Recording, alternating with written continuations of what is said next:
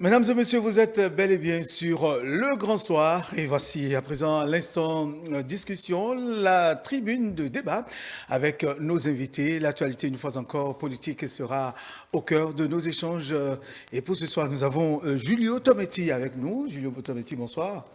Bonsoir Théodule, bonsoir téléspectateurs. Julio Tometti, je rappelle, est juriste. Merci à vous. Victor Bocor, bonsoir. Bonsoir Théodule, bonsoir le plateau et bonsoir également à tous ceux qui nous suivent depuis les Victor Bocor, expert électoral et analyste politique ici sur ce plateau. Et puis nous avons également Innocent Win Godonou. Bonsoir. Bonsoir Théodule, bonsoir chez vous, chez les téléspectateurs. Innocent Win Godonou est bien sûr journaliste et puis il faut rajouter enseignant. Très bien. Très bien. Alors, mesdames et messieurs, l'actualité, c'est bien ce qui va se passer de l'autre côté de Porto Novo, dès dimanche prochain, le 12 février prochain, donc, où nous aurons, le peuple béninois aura installé les 109 députés qui constituent la 9e législature qui va conduire les travaux au sein de l'hémicycle jusqu'en 2026. Mais la grosse interrogation, vous le savez, les procédures d'usage sont en cours. Eh bien, le bureau d'âge devra conduire les travaux et a déjà fait l'appel, donc convoquer les députés élus pour leur installation dimanche prochain. L'autre événement qui va se passer, c'est bien l'installation, sinon l'élection du bureau de cette 9e législature. Et cette grosse interrogation qui se pose, qui prendra le perchoir pour cette 9e législature? Il est vrai que depuis quelques jours, des noms circulent sur la toile, en tout cas sur les lèvres.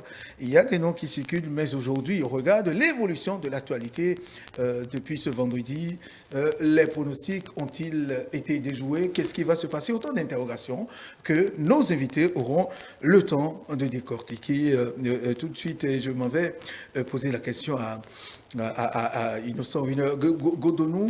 Oui, dimanche prochain, les 109 députés nouvellement élus seront donc installés. Vous avez suivi la procédure, quel est votre avis? Et vous avez suivi un peu l'évolution des choses au niveau de l'Assemblée nationale. Quelle est votre appréciation? Oui, mon appréciation reste bonne. D'abord, depuis l'organisation du scrutin, et vous savez, nous avons désormais un Parlement qui inclut pratiquement toutes les sensibilités de la population béninoise. Nous avons deux partis de la mouvance, le Bloc républicain, le P, et puis les démocrates. Donc, c'est une mission réussie.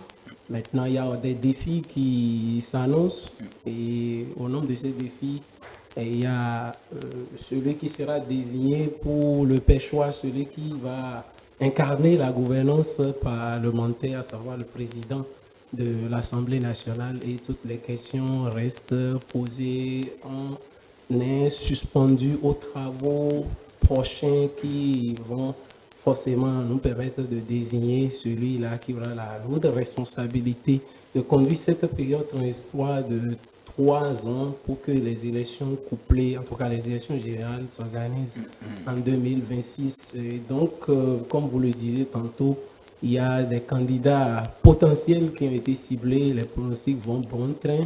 On peut parler aussi de l'ancien président de l'Assemblée nationale, M. Flavonou, qui est dans la liste. Il y a BT, il y a Guyan, et puis il y a, entre-temps, il y a bien d'autres. Donc, et vous savez que c'est une période où les conciliabules, les tractations, les concessions s'opèrent, surtout que l'exécutif détient la majorité maintenant. Donc, forcément, nous aurons quand même une Assemblée nationale qui sera dirigée par un proche de l'exécutif et donc quelqu'un de la mouvance. Forcément. Victor Bocor, mais au regard de l'évolution des choses au niveau de l'Assemblée à la date d'aujourd'hui, même jusqu'à demain, samedi, est-ce qu'on peut dire aujourd'hui que le Bénin est en train de retrouver ses marques de démocratie, ses marques parlementaires actuellement? Est-ce qu'on peut le dire? Non, nous sommes toujours en démocratie. Nous demeurons en démocratie avec le bon fonctionnement des les différentes institutions. Et écoutez, le dimanche prochain, les députés seront installés, donc les nouveaux pour la 9e législature. Et la thématique, elle est bonne, à savoir qui sera président de l'Assemblée nationale, qui va occuper le Peshwa. Il y a que, ici, nous ne pouvons faire que des observations, des supputations. Alors, faut-il aller dans la continuité? Parler de continuité, c'est dire en fait que le président Vlavonou, qui a eu à gérer la 8e législature, pourrait bénéficier de la confiance justement des différents acteurs et donc être reconduit s'il fallait parler de continuité. Il y a aussi que nous pourrons faire l'option de l'équilibre régional, ce qui reviendrait à dire nous avons un président de la République qui est bien installé dans son fauteuil, qui effectivement gère tout le territoire national, mais qui est d'une sphère géographique donnée. Et que par conséquent, on pourrait aller rechercher dans la partie méridionale supérieure, justement, un répondant, de sorte que tous les acteurs se retrouvent dans la gouvernance. Écoutez, on pourrait également faire l'autre option. Nous sommes à l'heure de la femme. Et nous savons combien de fois le président de la République a fait l'option, justement, de mettre la femme au cœur du processus de développement. Et cela s'est démontré avec le choix qu'il a lui-même fait par sa colistière, Talata, qui est devenue vice-président de la République. Mais cela également s'est démontré dans la vie politique, dans les institutions, des choix qui ont été opérés pour positionner la femme comme étant un moteur important, donc des actrices d'une certaine importance pour le développement de la nation.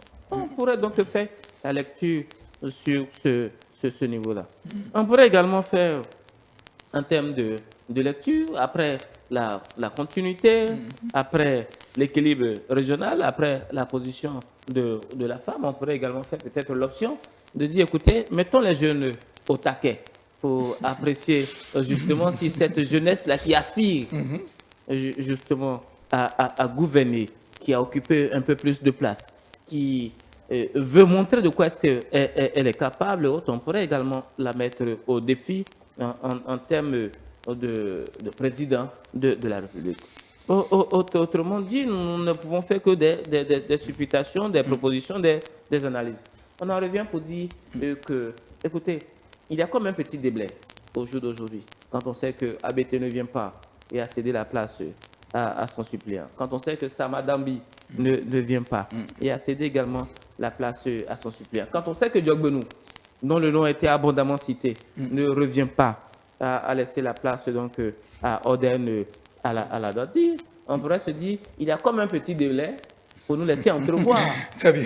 qui pourrait être le futur président de la République. Mais ceci dit, de l'Assemblée, oui. le futur président, autant pour moi, je vais un peu trop vite. Nous sommes en 2023, pas en 2026. Non, Alors, pour dire qu'on pourrait avoir peut-être un éclairci au niveau du président de l'Assemblée nationale. Mais ceci dit, il y a une évidence, la mouvance présidentielle prendra le Peshwa, à moins que...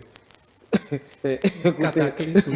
Sauf ironie du sort, étant donné que c'est du chiffre, c'est du nombre, qu'il y a des accointances et que des acteurs se retrouvent. Mais je ne pense pas. Je sais la mouvance bien structurée, bien dynamique, bien ordonnée, pour que ce soit encore la mouvance qui justement prenne le Julio Tometti, oui, c'est vrai, c'est là la grosse interrogation. Qui prendra le Peshwa? C'est vrai également que des noms ont circulé pendant longtemps, mais aujourd'hui, depuis ce matin d'ailleurs, d'autres nouvelles, comme Boko l'a ainsi dit.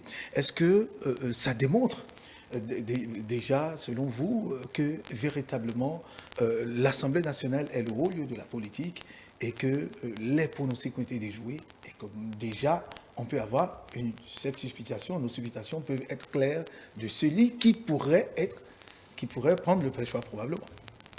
Nos supputations ne pourront être jamais assez précises. Parce que, qu'ils vous souviennent, pour la 8e législature, personne ne s'attendait à voir Louis Vlavonou, président de l'Assemblée. Oui, ce 27 juillet. C'est arrivé, donc tout peut arriver.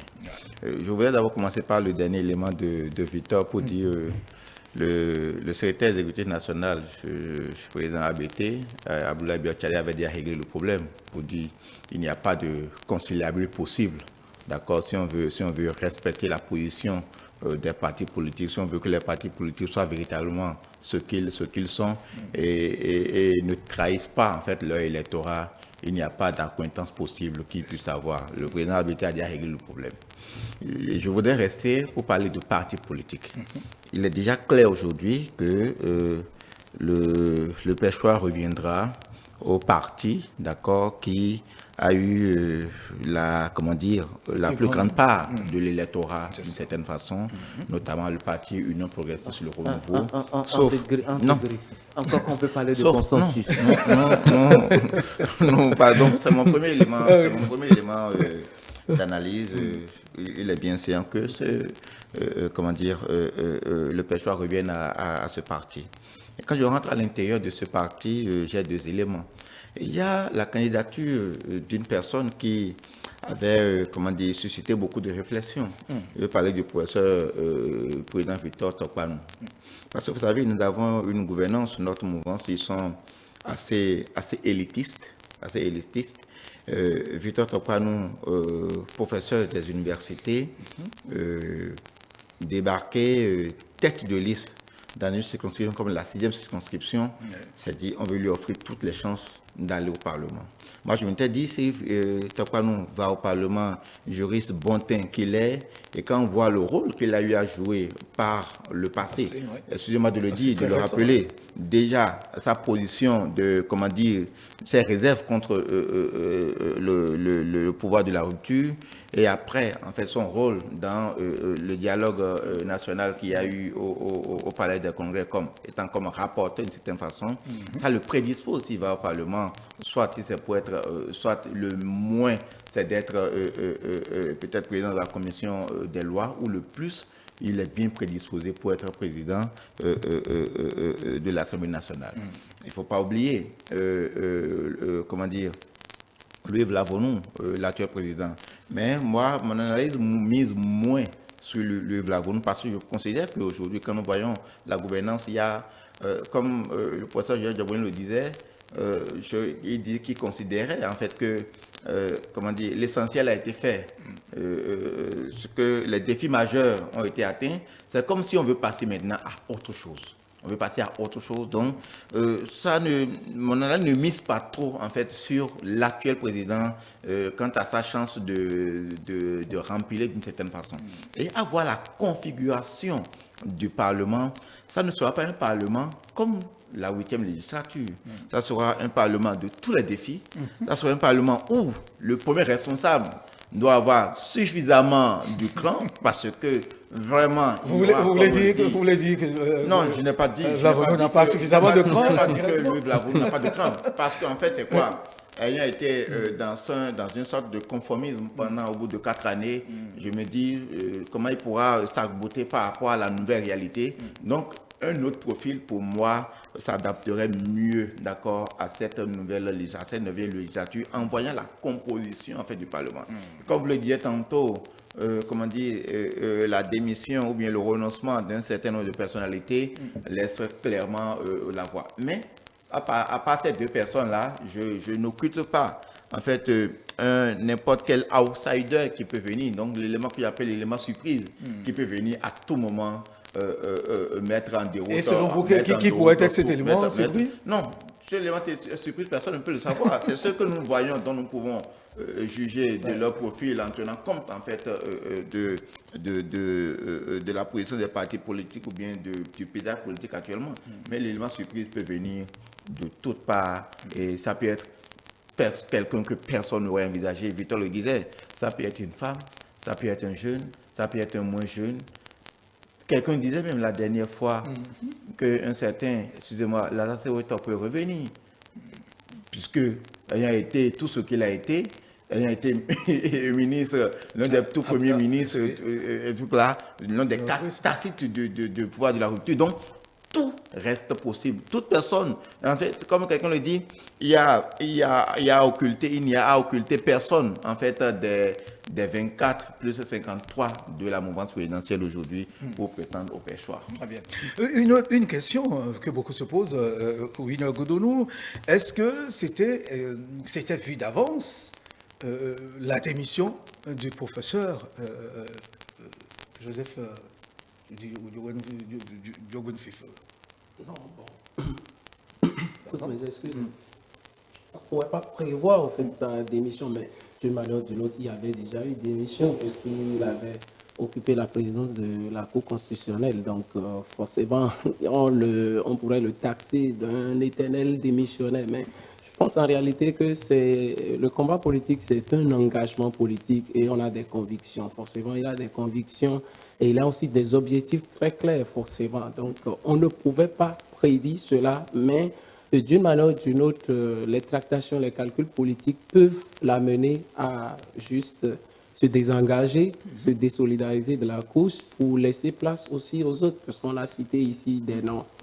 Je pense en réalité qu'il y a forcément le spectre de l'homme de l'exécutif et l'homme du Parlement qui seraient de la même région. Donc forcément, pour des convictions personnelles, il va falloir qu'il quitte le jeu et permettre de donner la chance aux autres de pouvoir candidater et réussir. Pour des questions de réel politique, je pense que si un candidat venait du septentrion, ça allait beaucoup plus équilibrer les forces. On a quand même Robert Bihan qui connaît, qui est très habitué, qui fait d'ailleurs partie du bureau politique et qui a un vécu politique, une expérience politique forcément partagée.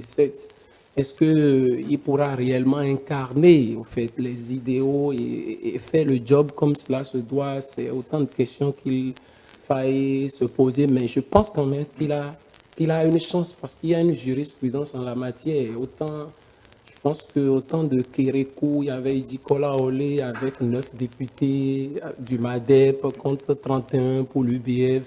Il est arrivé à Ravi, la vedette, où ça a jugé le Graal parlementaire. Donc, toutes les options sont possibles. Mais je partage ici sur le plateau les avis concernant l'approche genre, l'équilibrisme qu'une personnalité féminine incarnerait. Ça va donner une autre sensation, une autre dynamique à notre pays. Et comme on pourrait le dire, aux États-Unis, il y a un homme et puis une vice-présidente Kamala Harris et que le chef de l'État est aussi, voilà, le chef de l'État est aussi dans cette logique-là. Et je pense que si une personnalité féminine arrivait, eh bien, à briguer la gouvernance, à prendre la présidence de l'Assemblée nationale, ça rendrait encore les débats plus intéressants.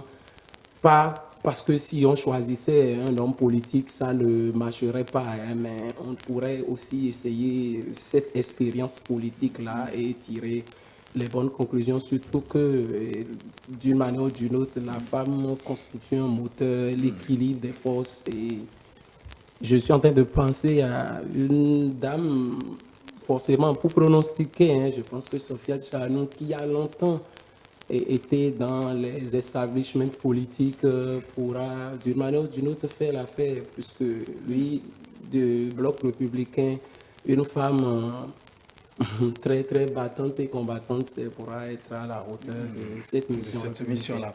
Oui, c'est votre avis, oui.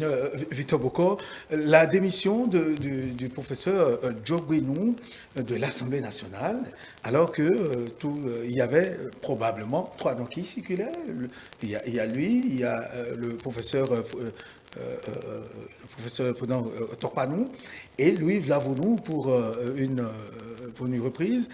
Aujourd'hui, qu'il démissionne, alors est-ce que ça n'ouvre pas le chemin, comme l'a dit Julio tout à l'heure, à deux probables candidats pour le perchoir, Vlavounou et Torpanou, et puis bien d'autres, un autre outsider, et quel serait son lendemain? C'est-à-dire, le schéma politique qui se présente ici, qu'est-ce que cela pourrait donner à l'avenir? Non, d'abord pour parler du président Joseph Djogbenou de l'UPR, je m'étais déjà posé la question, comment est-ce qu'ils avaient réussi à faire ce tarimage-là en le mettant lui en tant que titulaire et Oden Aladati en tant que suppléant. Je m'étais posé la question, c'était dans quel but? Et pour moi, je m'étais déjà dit qu'il n'était pas évident que Joseph Diogbenou puisse s'asseoir à l'Assemblée nationale. Alors que les pronostics allaient dans son avantage. Oui, encore que le score fait par l'UPR à Cotonou n'est pas honorifique. Il faut avoir le courage de le dire dans sa posture de président de l'UPR en tant que porteur, un porte-flambeau de la dynamique jaune. Les résultats ne sont pas fameux et donc il ne faut pas encourager davantage des acteurs qui n'ont pas donné assez de production à le mettre auparavant. Victor de Sanson. Mais ceci dit, Victor de Sanson. non, écoutez, ce n'est qu'une analyse que je fais. Ok, non, oui. ceci dit, il y a d'autres noms qui ont circulé. Il y a Benossi qui est revenu. Vous aviez parlé tantôt de Prudent Tokpanon. En fait, je ne voudrais pas, moi, aller avec des personnalités, aller avec des noms. Mais je préfère faire l'analyse en suivant des moules. Alors, en parlant de moules, j'ai parlé tantôt de continuité. Et quand on parle de continuité, on pourrait aller vers l'ancien président de l'Assemblée nationale, donc il pourrait remplir. J'ai parlé d'équilibre régional. On pourrait aller chercher dans la dynamique, donc dans l'ensemble des députés qui sont élus dans la partie septentrionale, pour voir qui pourrait justement jouer ce rôle.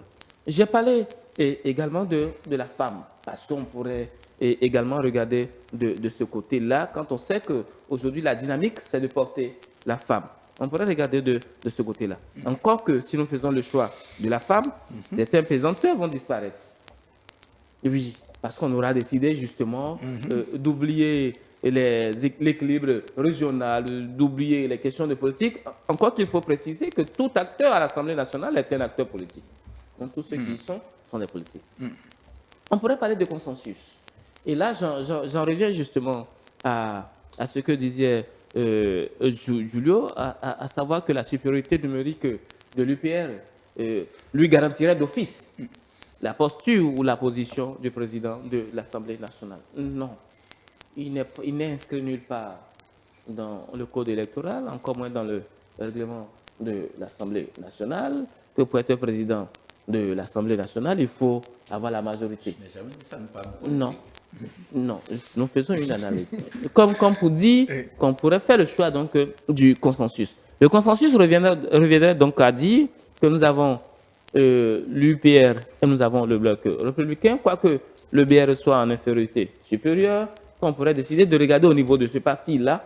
Infériorité supérieure. Oui. Ça, ce sont les thèmes techniques. Politique, infériorité supérieure. Bref, on pourrait regarder justement de ce côté-là, parce qu'après tout, c'est un sacrifice énorme qui a été fait par le bloc républicain, qui a réussi à contrer les velléités de Yahi Boni. Au nord, il faut le préciser. Il faut le préciser. C'est un apport important qu'il ne faudrait pas négliger. Donc, on pourrait regarder de ce côté-là pour dire en fait que on pourrait mettre au pêche-fort le bloc républicain. Il n'est pas défendu qu'un parfait inconnu. Quelqu'un qui, quoique politique, ne se fasse pas connaître, mais qui se révélera au grand jour parce que tout simplement la mouvance présidentielle avec son chef aurait décidé que ce soit l'acteur qui conduise la 9e législature. Ce que je dis en instituant ces moules, c'est dire en fait que la dynamique ne permet pas justement de parler de supériorité numérique. Non, nous sommes en politique. Et en politique, c'est des analyses, c'est des choix qui se font justement en fonction de qui serait à même de garantir le bon déroulement des travaux, qui serait à même de garantir l'union, qui serait à même de conduire efficacement justement la 9e législature, parce que quoi qu'on dise, la 9e législature a sa particularité. C'est que tous les acteurs s'y retrouvent et il faudra justement des acteurs qui ont cette capacité-là de concilier le chaud et le froid pour nous amener justement à aller vers la dynamique de développement déjà tracée par la 8e législature. Oui, Julio. Oui, je veux dire 2 ou 3 mots, 3 choses sur la position actuelle de Joseph Ifeanyi Diagbounou. Pour dire, d'abord, aux premières heures de sa démission de la Cour constitutionnelle, beaucoup le prédisposaient déjà au Parlement. Je faisais partie de ceux qui disent que pensaient que Joseph Diagbounou avait peut-être un rêve plus grand que le Parlement. Parce qu'il a déjà fait le Parlement, il a été déjà président, de la commission des lois. Joseph Diagbounou n'avait plus peut-être grand-chose à y faire. Il a été candidat. Ce que j'appelle en fait quelque peu la bataille des chefs de partis politiques ou la bataille des responsables de partis politiques pour dire que il serait très mal vu, d'accord, de constater que pour une élection législative de cette taille-là, que les premiers responsables de partis politiques n'y figurent pas. Donc, en fait, c'est quoi? C'est, comme on peut le dire, la bataille des chefs. Que vous allez siéger ou pas, vous devez, parce que sinon, on va vous reprocher peut-être de ne pas avoir, en fait, l'électorat ou bien la popularité nécessaire pour faire ci. Encore que Joseph Diagbounou venait d'arriver à la tête du parti politique Union progressiste, le Renouveau. L'autre chose, il s'est positionné à Cotonou. Tout le monde sait que Cotonou, dans cette circonscription, Victor ne me dira pas le contraire, c'est la circonscription de tous les dangers. Hein, c'est, comme on peut le dire, le relieu en fait, de la politique où toutes les velléités y sont. Et donc, il faudrait oser, véritablement oser. Et donc, moi, je dis qu'il a véritablement osé en se positionnant. Puis, donc, ça aurait été plus facile de choisir la 24e circonscription électorale que beaucoup prédisposaient de cette façon. Troisième élément qui postule qui ne fait pas un élément de surprise, c'est de voir qui était son colistier. C'est Orden Aladati. Jusque-là, on peut dire, actuel président de la commission des lois. Et qui n'est pas son premier colistier, en fait. Ils avaient été déjà colistiers pour la première fois où Diagbounou a siégé au Parlement. C'était Orden Aladati qui était, en fait, son suppléant. Donc, c'est après son départ que Orden est devenu tout clair. Et quand on voit le rôle que ce dernier joue dans la mouvance présidentielle aujourd'hui, notamment au Parlement, on pouvait prédisposer que forcément Orden Aladati a sa place au Parlement. Et donc, si Orden Aladati a sa place au Parlement, ça veut dire que Joseph Diagbounou n'y a pas sa place. Et donc, il s'agit en fait, comme je le disais tantôt, de la bataille des chefs de partis politiques qui fait que vous voyez Abdoulaye Biotchadé candidat, mais qui savait qu'il n'allait pas siéger. Okay. Vous voyez Joseph Diagbounou, je prends, vous ne pouvez pas voir, je prends le cas même des démocrates. Élection législative où il y a les démocrates et vous ne verrez pas Houndété candidat dans sa circonscription pour montrer de quoi il est capable de cette façon. Donc, chacun devait se ranger dans son fief ou là où il sent qu'il peut véritablement conquérir l'électorat. Donc, c'est ça qui a justifié en fait ces positionnements. Donc, moi, ça ne m'étonne pas du tout. L'autre chose, Joseph Diagbounou, chef de parti politique, dans notre contexte, pour un parti politique comme l'Union progressiste, le Renouveau, combiner ça avec président de l'Assemblée nationale, je ne pense pas que ça puisse faire un très bon arrimage. Il réussit peut-être bien au Parlement et ça va burger forcément au niveau du parti. Soit il réussit au niveau du parti et il y aura peut-être des équilibres au niveau du Parlement. Donc les deux ne pouvaient pas forcément aller de pair. Donc ça se voyait déjà clair. Excusez-moi de le dire comme ça sur ce plateau. Je dis, le rêve de Joseph Diagbounou quand il quittait la Cour constitutionnelle est un rêve un peu plus grand que l'Assemblée nationale. Donc, suivons l'homme pour voir ce que l'avenir nous réserve. Oui, très bien. Oui, Julio, je reste avec vous. Mais, pourquoi le nom de certaines femmes de l'Assemblée présidente, en fait, le nom de certaines femmes au sein de l'hémicycle n'a pas été cité à la tête du Parlement? Selon vous, qu'est-ce qui justifie ça? La pesanteur sociologique? Ou il n'y en a pas suffisamment prêtes pouvant assumer cette responsabilité pour le moment? Vous savez, je dis quelque chose comme ça bizarrement. Hein. Un parti politique comme l'UDBN aurait été au Parlement avec Pauline Prudencio, chef de parti politique, et on pouvait peut-être pronostiquer. Moi, je pouvais pronostiquer ça. Okay. Mais en fait, ça ne se décrète pas ainsi. Quelle femme d'influence dans les 28 excusez-moi de le dire comme ça, quelle femme d'influence? Je ne parle pas de le temps de parcours, il a fait 2 mandatures, 3 mandatures, non. Quelle femme d'influence vous voyez aujourd'hui qui, lorsqu'on on parle de la scène politique nationale, qu'on peut véritablement voir? Excusez-moi, je ne pense... Non, excusez-moi. Non, il y en a. Doucement. Il y en a. Non, parce qu'en fait, ce n'est pas moi. Tous les pronostics, vous ne verrez pas le nom d'une femme sortir. C'est pourquoi moi je dis, la promotion de la femme dont on parle, c'est un processus à moyen et long terme.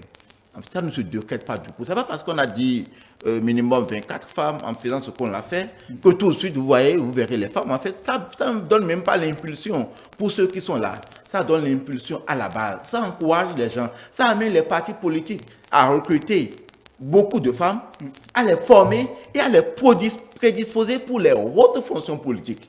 Aujourd'hui, excusez-moi, nous n'en avons pas suffisamment. C'est pourquoi je disais tantôt que c'est un processus. La promotion de la femme à ces hautes fonctions politiques, c'est un processus à moyen et long terme. Ça ne se décrète pas parce que nous allons vouloir faire cette promotion du genre à bombarder les femmes un peu, ou la femme peut-être au pêchoir, mais les résultats vont souffrir par rapport à ce que nous aurions fait. Et donc, il faut véritablement, c'est vrai, il y a la question du genre qu'il faut défendre, mais il faut rechercher d'abord, il faut tenir compte de la réelle politique et de la capacité de l'intéresser à contrer, comme je le disais tantôt, excusez-moi de le dire, comme Victor le disait, que ce sera le Parlement de tous les enjeux d'une certaine façon, qui n'aura rien à faire avec la 8e législature. Ça sera même un peu plus même que la 7e. La 7e était aussi de tous les enjeux, mais ici, ça sera plus difficile parce que c'est les gens qui sont partis et qui sont revenus. Il faut le préciser. Donc, véritablement, je ne vois pas, en fait, aujourd'hui, dans la scène politique nationale, au nombre de nos vaillantes 28 femmes, celle qui pourra véritablement incarner le Parlement pour cette 9e législature. Très bien. Je rappelle, avant de passer la parole je à voudrais Wilmer et à Victor, je rappelle aux téléspectateurs, bien évidemment, comme tous les soirs, qu'ils peuvent participer à ce débat en envoyant leurs questions, leurs contributions au numéro qui va s'afficher, qui s'affiche d'ailleurs à l'écran. Vous pouvez envoyer rien que des messages WhatsApp sur ce numéro, pas d'appel, pas de message vocal, rien que des messages écrits WhatsApp. Donc, sur ce numéro, nous allons partager, bien sûr, vos réactions avec nos invités ici sur le plateau. Avant d'en venir à vous, Victor, la réaction il a tellement pressé parce qu'il... Alors, votre réaction, William? Non, mais moi, je pense qu'il y a toujours des femmes au niveau de cette 9e législature qui peuvent valablement jouer ce rôle de leadership. N'oubliez pas que c'est une force, c'est une... S'il vous plaît, quand vous prenez un peu... question de carré, oui, je n'en disconviens pas. Quand vous prenez la colistière de notre président, elle était aussi inconnue à la bataille. Et puis, au fait, quand on parle de l'effet surprise, je pense qu'une femme qui est inconnue du public peut valablement jouer ce rôle-là. Moi, je reste tout à fait optimiste qu'il y a une possibilité. Dire qu'il n'y a pas de femme qui ait une influence parce que ne connaissant pas la femme avant que les élections législatives ne se passent, c'est pourquoi peut-être je lui est en train de parler comme ça, mais je pense que si on donne une chance, j'ai cité une femme, mais ce n'est pas forcément que ça. Elle est transitoire à 2026, oui. Il faut préparer, donc c'est 2026 qui se prépare ici. Il ne faudrait pas s'amuser, il fait de très bons calculs. Non, on ne fera pas de... Je parle de leadership. De calcul politique, oui, je n'en disconviens pas, mais je pense qu'il y a au nombre de ces représentants du peuple, les 109, il y a forcément une femme qui peut incarner cette gouvernance parlementaire. Il suffit de lui donner beaucoup plus de confiance. Et comme c'est la gestion participative, tout le bureau politique l'aidera à accomplir. Je prenais l'exemple de Mme Talata, qui est la colistière. Elle n'avait pas en réalité une expérience politique avérée. Mais le président a placé sa confiance en elle et l'a prise justement comme colistière. On pourrait essayer de faire aussi cette expérience au niveau de notre...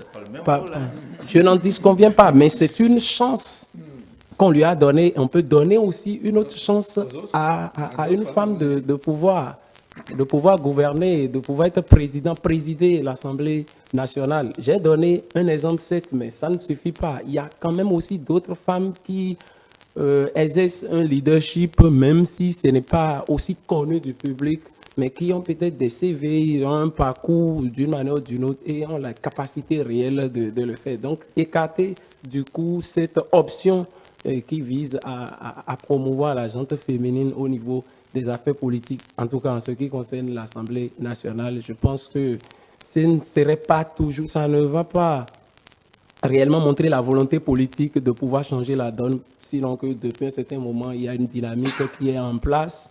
Et donc, continuer avec la même dynamique en donnant la chance aussi aux autres femmes de pouvoir prouver réellement de quoi elles sont capables. Donc, tout est possible et une femme au pêchoir peut être l'élément surprise que nous sommes en train d'envisager. Oui, Victor, beaucoup à présent. Oui, merci. Non, en fait, les réactions de Julio m'ont un peu surpris. Écoutez, nous avons 109 députés. Ça veut dire simplement que nous avons la possibilité d'avoir toutes les surprises possibles. Et donc, c'est 109 potentiels présidents de l'Assemblée nationale que nous avons. C'est qui va... Non. Je vous en prie. Je vous en prie. Écoutez, et pour aller un peu plus loin, et puisque vous avez parlé de la 16e circonscription électorale, si nous devons y rester, on pourrait même retrouver un président de l'Assemblée nationale qui plus est une femme au niveau de la 16e circonscription électorale. Je dis ici, je ne souhaiterais pas aller Damaï. avec des noms. Damaï, c'est ça? Vous dites Chantal Aïe, Oui. certainement. Ne dites pas Damaï, dites Chantal Aïe. D'accord. Honorable Chantal Aïe, dans la 16e circonscription. Non, écoutez, je n'ai pas voulu, moi, aller avec les noms. Non, mais je dis en fait que la femme a montré sa capacité à gérer, sa capacité à engranger l'âge, sa capacité à montrer au plan politique de quoi est-ce qu'elle était capable. Encore mieux, c'est une femme qui était tête de liste dans la 16e circonscription et cette femme-là, elle était tête de liste alors que Joseph Diogbenou, président de l'UPR, était également tête de liste comme d'autres étaient tête de liste au niveau justement des autres partis politiques. Elle a pu s'en sortir. Elle est élue députée dans la 16e circonscription électorale. En fait, je dis elle dans la 16e circonscription pour rendre hommage à toutes ces femmes-là, battantes, qui, dans ce landerneau politique-là, s'affirment et qui ont leur place. Il ne s'agit pas de leur donner, non. Il s'agit de reconnaître justement leur place et leur position et ce qu'elles peuvent apporter comme plus-value en occupant le pêchoir pour l'Assemblée nationale. Ceci dit, restons dans les moules et nous en ferons justement le débat après l'installation de cette 9e législature pour apprécier justement les moules ou les répondants, les tendances sur lesquelles la gouvernance actuelle, donc la mouvance, a voulu surfer comme étant la personnalité pour conduire la 9e législature. Mais ceci dit, il faut retenir que nous avons 109 potentiels présidents de l'Assemblée nationale, même s'il se fait que dans ces 109, certains noms sur certaines personnalités se distinguent, mais dans ces personnalités-là, il y a des femmes. Vous avez cité Sophia Sanou. Vous avez, vous, de votre propre bouche, Julio, cité le nom de Chantal Aïe. En dehors de Chantal Aïe, il y a d'autres... Vous avez donné des indices. Non, il y a d'autres acteurs. Au niveau de la femme qui mieux et bien, justement, gérer cette 9e législature. Voilà, merci à vous. Nous, malheureusement, nous avons prévu deux sujets. Le premier, c'est assez intéressant, qui occupe tout le débat. Ce n'est pas grave, mais nous y restons puisque nous avons encore à peine une dizaine de minutes à passer ensemble. Mais Julio Tometti, aujourd'hui, est-ce qu'on peut dire, c'est vrai, c'est dimanche, à moins de 112 heures, c'est possible qu'il y ait encore des tractations, des négociations, des calculs qui vont se poursuivre à l'heure actuelle ou connaissant la manière de faire, en tout cas de la mouvance, donc du chef de file, de la mouvance du président de la République, tout est déjà calé, tout est déjà bon. Non, tout n'est jamais bon jusqu'à la dernière minute. D'accord. Bon, pas jusqu'à la dernière minute, même au cours du déroulé. au cours du déroulé. Vous vous rappelez en fait de la 7e législature, de cette fameuse nuit-là, hein, de ces procurations ravalées en cours de processus. Donc, en fait, pour dire que tout peut arriver. Tout peut arriver, mais seulement que nous avons aujourd'hui une mouvance confortable. Et je pense que nous avons un chef de la mouvance présidentielle qui tient encore en fait les rênes. Donc, je pense peut-être on peut dire tout est ficelé, si on peut le dire à l'avance. Donc, il est très rare sont des personnes qui peuvent dire véritablement ce qui en sera, Et donc, je pense fondamentalement que les dés sont pipés, d'accord, les dés sont pipés. Seulement que sur le plan politique, les réajustements peuvent continuer. C'est comme pour les positionnements. Tant que la liste définitive n'est pas sortie, il y a des gens qui se voient candidats qui ne le sont plus. Des gens qui se voient titulaires et qui se sont retrouvés à la 5e position, et ainsi de suite. Donc, tant que, en fait, les propositions de candidature ne sont pas formalisées, communiquées, rien n'est gagné à l'avant. Donc, les tractations, les conciliabules au niveau des partis politiques ou au niveau, en fait, des lobbies en ce qui concerne la mouvance présidentielle, peut toujours continuer. Je pense que ça va continuer jusqu'au dimanche. Jusqu'au dimanche, oui. Oui, il est toujours difficile de prévoir, surtout quand on Les est dans tractations le qui se contexte. poursuivent Ouais, toujours. il est toujours difficile de prévoir qui va assumer la présidente de l'Assemblée nationale. Mais moi, je profite pour saluer le peuple béninois pour sa maturité. Et parce que tout ceci constitue, tout simplement, démontre la vitalité de notre démocratie. Et suspense, c'est une très bonne guerre d'ailleurs, hein, qu'on soit en train de supputer autour de cette personnalité-là qui va désormais incarner la gouvernance parlementaire. Parce que, comme on l'a dit sur le plateau, ce sont des défis et celui qui arrivera à réussir ces défis pour les 3 ans sera forcément peut-être un survivant désigné du président de la République, ou carrément lui, il aura une responsabilité dans les élections et dans l'élection justement du futur président. Donc nous sommes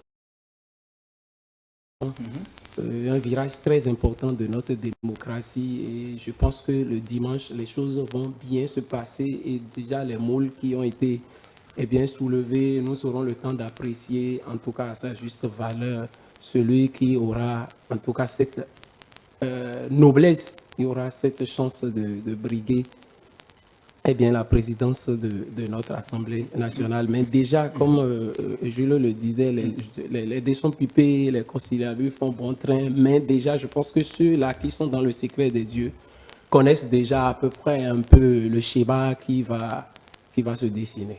Très bien. Oui, Victor. Non, sur la question, moi, je dirais simplement que, écoutez, il est évident que le président de l'Assemblée nationale, pour le compte de la 9e législature, sera de la majorité présidentielle. Ça, c'est plus qu'une évidence. Quand on sait que certains acteurs ont déposé la lettre de démission, cela laisse plus ou moins entrevoir. ABT ne siège pas, Diogbenou ne siège pas, Adambi ne siège pas. Et nous attendons les autres également qui peut-être ne vont pas siéger. Cela laisse Il y a encore des entrevoir. ministres qui sont élus députés. Qui n'ont pas encore pris. Oui. Et donc cela pourrait laisser entrevoir qu'il y a comme un chemin balisé, comme je le disais tantôt. Mais ceci dit, il faut toujours attendre le dimanche, le soir du dimanche, pour apprécier justement les choix qui seront faits par la mouvance présidentielle. Encore qu'il n'y a pas que le président de l'Assemblée nationale, c'est et le président et les vice-présidents, les secteurs qui forment justement le bureau de l'Assemblée nationale.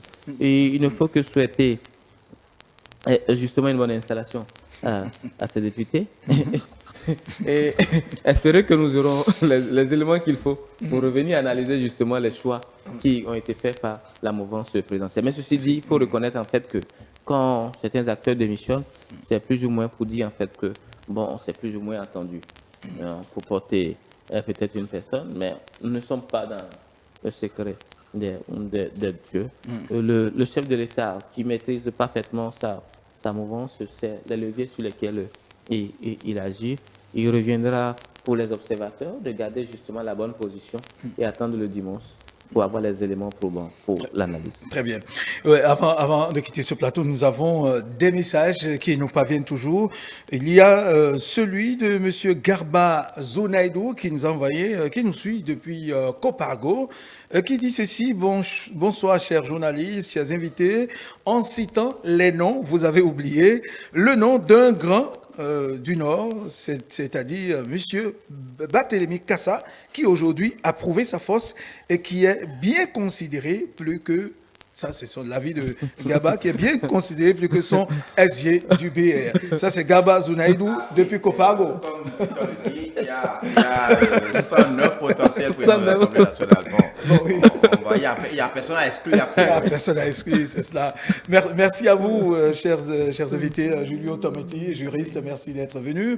Victor Bocor, merci également, expert électoral, analyse politique, et puis Winner Innocent Godonou, journaliste, et puis professeur de lettres modernes, qui sont venus décortiquer ce sujet avec nous, qui prendra le pressoir de toutes les façons.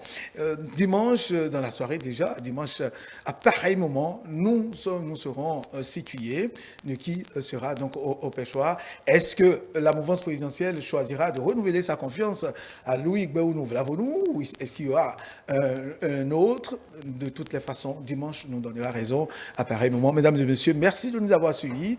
Eh bien, prenez le rendez-vous, la suite du programme. N'oubliez pas également de nous suivre sur l'ensemble de nos canaux digitaux. Vous êtes bel et bien sur ETélé Bénin.